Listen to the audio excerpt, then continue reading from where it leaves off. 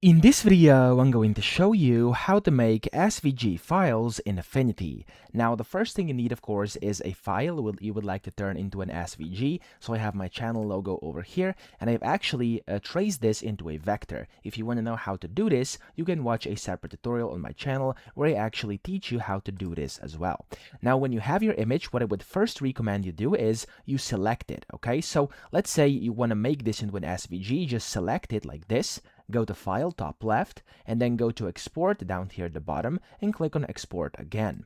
In here, you want to look for SVG, which should be somewhere over here at the top. So click on SVG here and then click on for export.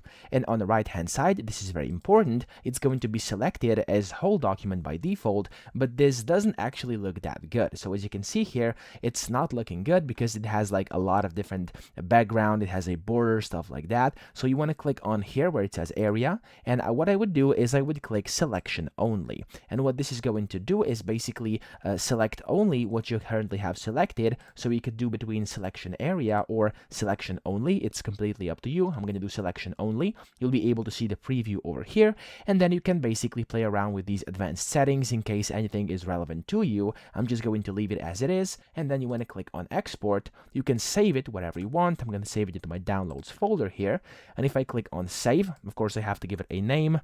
I'm going to name it test, and then I'm going to click on save here, and it's basically going to save. I just have to I just have to basically give it a folder where I want it to be. So I'm just going to select a random folder over here, test.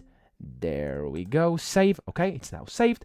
And then whenever you actually look into your folder, into your downloads folder, you then should have your SVG file in there, or of course in the folder wherever you selected to put it. So that's how you do it. I hope this video helped you out. If it did, please subscribe to the channel and help me out as well.